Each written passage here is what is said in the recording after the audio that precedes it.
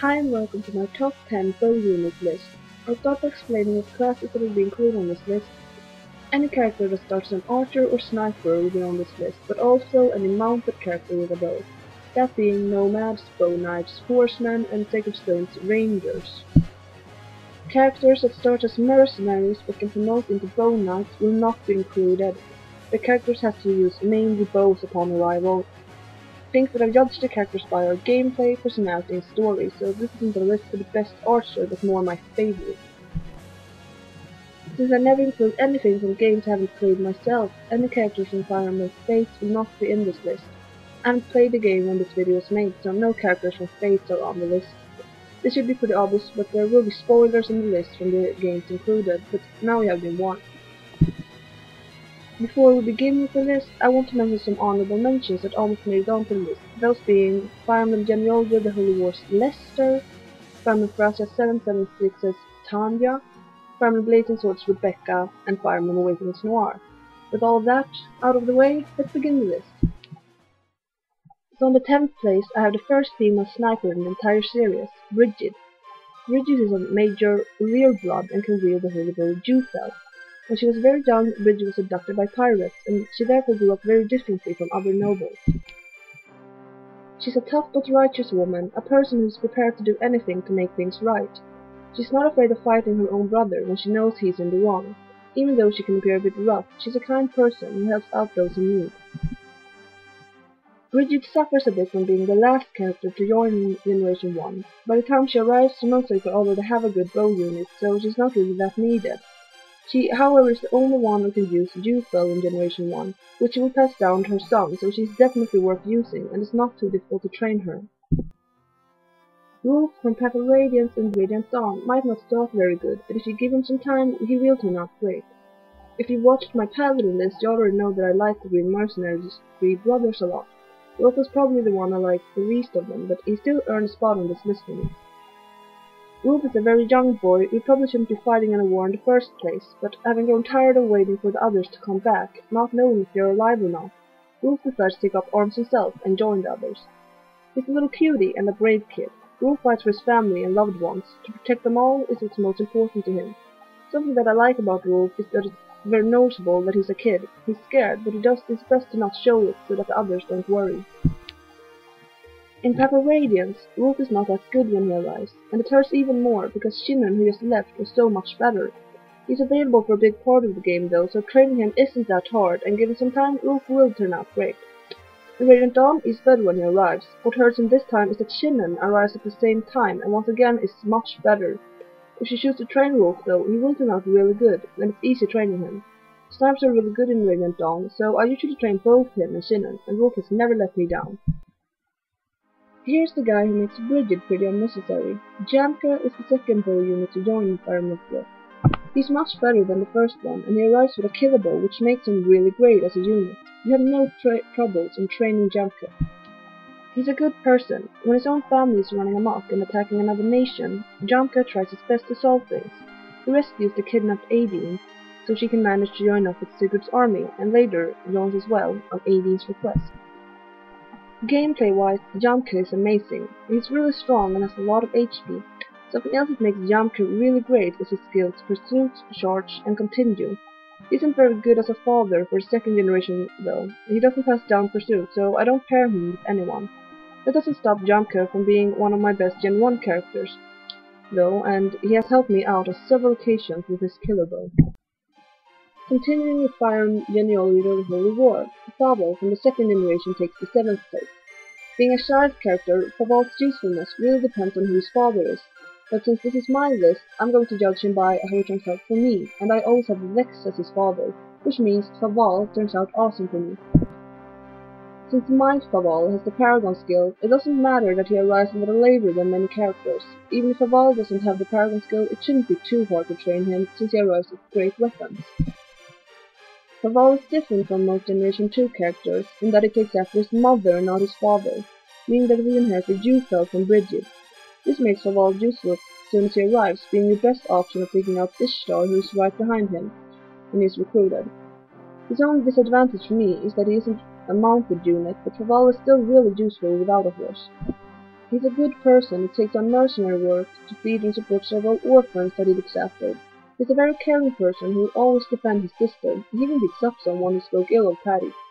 Don't talk ill of the younger family when a Paul's around. Virion isn't the best unit gameplay-wise on this list, but he's still a good unit that has a lot of personality. I think it's safe to say that most people who played Awakening remembers how Virion is if they have read his supports. As a unit, Virion is your only archer for a while. He can be a bit on the frail side, but he has high skill and he learns to double pretty quick. For me, Virion has always been a great support unit, thanks to his high skill. He often dual strikes, and he's great for helping people deal with flying units. While every character in Awakening can turn out great, Virion was good enough on my basic playthrough to earn a spot on my final team. Post-game, it tends to fall behind other characters though, but on a normal playthrough, Virion will be very useful. What makes Virion take a pretty high spot on this list is his personality. He's a witty and cunning person, which makes many characters be cautious of him. He's a funny and very flirty man, which makes Virion one of the more humorous characters in the game. Even though he often gets made fun of and accused of being a coward by other characters, he can actually be pretty noble, taking hits for other characters. Something else I like about Virion is that he's very attentive. He notices things that most others don't. He knows people well and can read them easily, and he often helps people out with something troubling them, whether it's playing chess, studying divination, or teaching them how to dance. Okay, so this is not the best character gameplay-wise, but he definitely is one of my favorites personality-wise on this list. Will's biggest competition in the game is Rebecca, as they are both archers that join pretty close to each other. Will's the stronger one and Rebecca is the faster one. Some playthroughs, Will is better, and some playthroughs, Rebecca is the better one. It tends to be 50-50 for me, with Will maybe being a bit more reliable. He will have good strength and skill, and he might prompt his speed sometimes, but it's usually alright. While he's a good unit, there are better characters in Fire Emblem Blazing Sword. The thing that puts Will in top 5 for me is how lovable his personality is. He's a very friendly person, who takes his time to socialize with others, to have a friendly conversation with them. Being a considerate and thoughtful person, I get the impression that Will is easy to get along with. He can be friends with most people. He has a very positive and happy personality, so to summarize, Will makes others happy. He's also very driven and attentive. He does his best to learn from others and to become a good knight. Something that is a big reason as to why Will has earned the 5th spot on my list is that he's really funny. He can even make really quiet characters like Raph laugh. Will was probably the character in Fire Emblem Blazing Sword that gave me the most laughs throughout the entire game. Here we have the first mounted bow unit on this list. Sue was one of my favorite units in Fire Emblem Binding Blade, and she was actually the unit that won the kill count by the end of the game during my first playthrough of Binding Blade. There are not many bow units to manage that speed for me, so Sue has easily earned a high spot on this list. Sue is of the nomad class, which is very fast, so her most notable trait is her speed when it comes to gameplay. Sue will pretty much double everything during the entire game. She is also very skilled and she has alright strength. The weakness is that she is rather frail, but thanks to her great speed, Sue will dodge most attacks.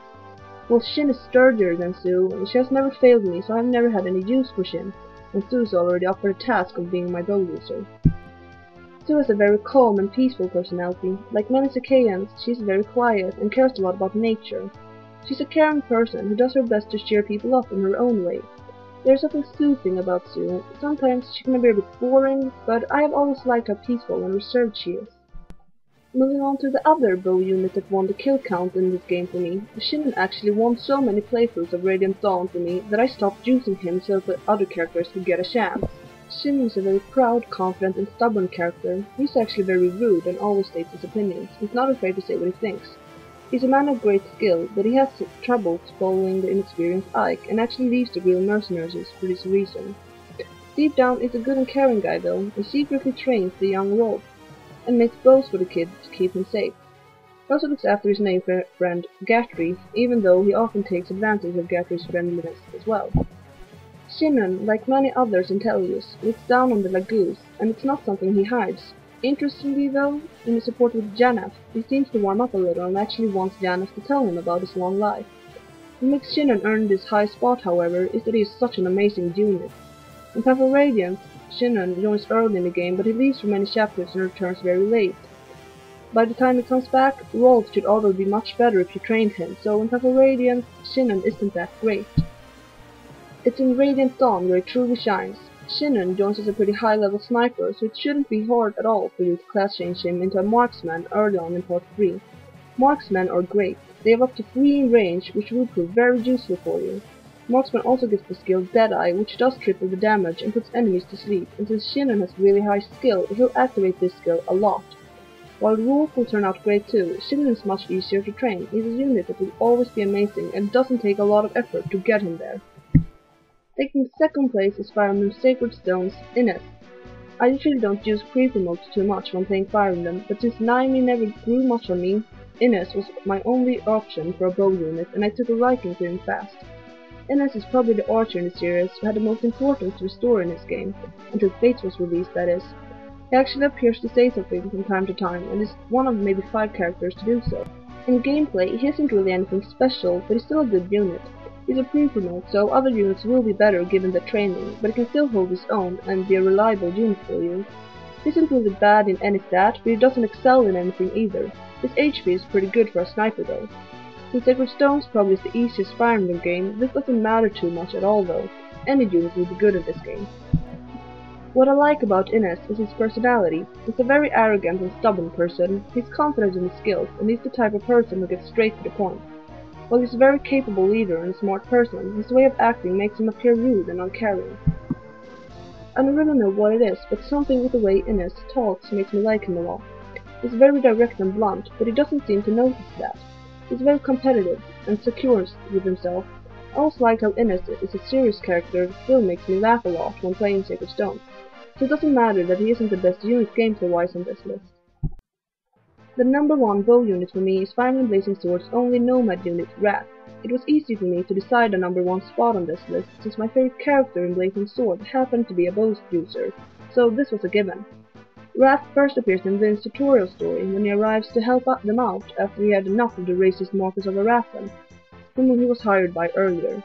When the story is over, Wrath disappears and unfortunately doesn't come back until much later in the story.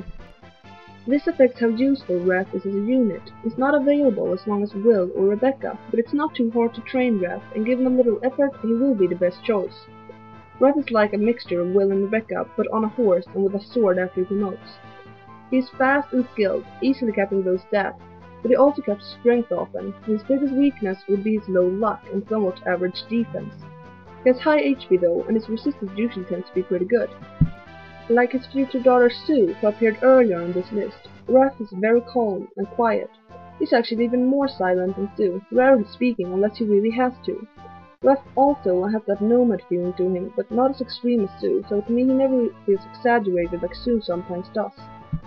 He's a kind and helpful person. While he doesn't speak much, he doesn't have to. Wrath can make his point clear with just a few words. He doesn't have to talk all the time. Being a very quiet person myself, I find Wrath to be very relatable. He's a very serious person, but he can show a more relaxed side if one just digs far enough. Like his daughter, he has a calm and soothing personality, and is also a really great unit gameplay-wise, so to me, Wrath has easily earned my number 1 spot. With that, my top 10 Fire Emblem bow units comes to an end. Thank you for watching my video. You probably have a different opinion from mine, so do feel free to leave a comment about it if you want. I love hearing about other people's thoughts, so don't be afraid to share yours. Once again, thanks for watching my video. Feel free to watch some of my other videos if you have nothing better to do.